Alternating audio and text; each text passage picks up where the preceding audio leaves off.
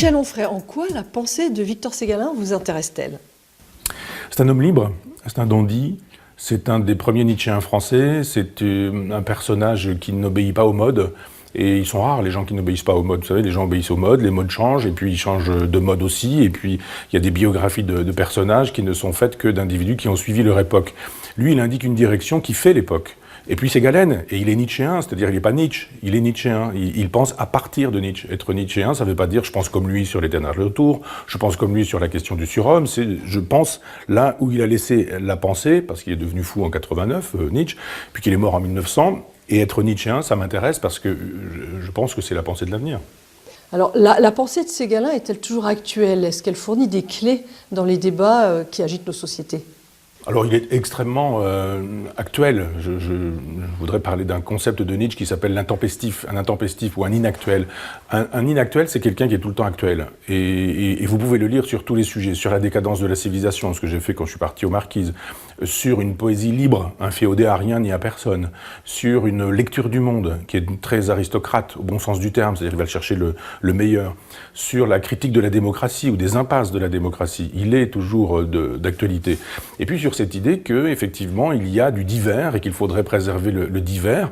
On ne va pas rentrer dans un détail technique, mais le divers, c'est aussi la diversité. Et on voit bien aujourd'hui comment la diversité est mise à mal, comment un modèle qui est le modèle capitaliste, consumériste, planétaire, etc., met en péril le concept même de divers. Et puis aussi penser en païen. Un païen, c'est quelqu'un qui nous dit il n'y a qu'une divinité, c'est la nature, c'est le monde. Et cette divinité n'est pas transcendante. Il ne s'agit pas d'aller chercher là-haut une espèce de divinité inexistante. Ce qui est divin, c'est la source, c'est le rocher, c'est l'arbre, c'est la forêt, c'est la lumière qui traverse cette forêt. En ce sens, il est d'une évidente actualité. Alors, si Ségalen n'était pas mort ici, à Huelgoat, est-ce que vous seriez venu quand même ici pour donner votre conférence? Non, le mot fait déclic. Moi, je reçois une dizaine d'invitations par semaine pour aller faire des conférences un peu partout, y compris à l'autre bout de la planète. Donc, je suis hélas obligé de décevoir beaucoup. On est obligé de dire beaucoup de non.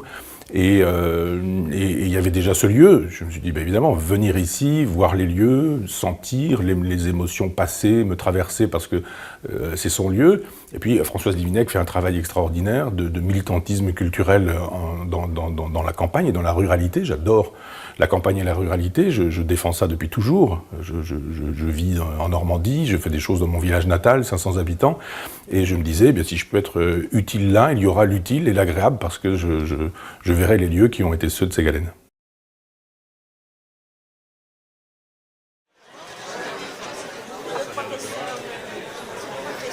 J'ai d'abord vu le nom de Huelgoat, et pour moi c'était Ségalen, et je vais vous dire qui était Ségalen pour moi et qui il est. Et puis ensuite j'ai vu ce que Françoise a fait, et elle fait un travail politique au sens noble du terme remarquable. Je suis très heureux d'être là pour vous parler de Victor Ségalen. Et peut-être pour vous en parler, comme peut-être on n'en parle pas habituellement, on a beaucoup parlé du sinologue, spécialiste de la Chine, on a beaucoup parlé du poète, on a beaucoup parlé du breton, enfin on a dit beaucoup de choses, on n'a pas beaucoup pensé ou parlé du Ségalen penseur. Je pense que Ségalen était un philosophe, il était un penseur, il a pensé le monde, il a même créé des concepts, puisque la mode veut que depuis Gilles Deleuze, et depuis un livre qu'il a écrit qui s'appelle « Qu'est-ce que la philosophie ?», livre dans lequel il définissait le philosophe comme un créateur de concepts. Moi, je ne souscris pas à cette définition-là. Montaigne n'a créé aucun concept et c'est un philosophe majeur. Montaigne, il parle de la vie, de la mort, de l'amour, de l'amitié, il ne crée pas des concepts. Mais en même temps, je me dis, mais il y a, chez Ségalen, cette dimension contemporaine d'un philosophe créateur de concepts, puisqu'on lui doit, et c'est le titre de cette intervention.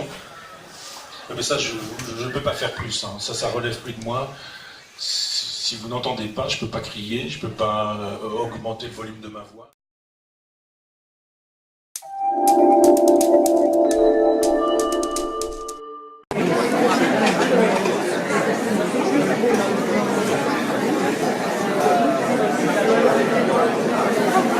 Quand il découvre la couleur de la mer.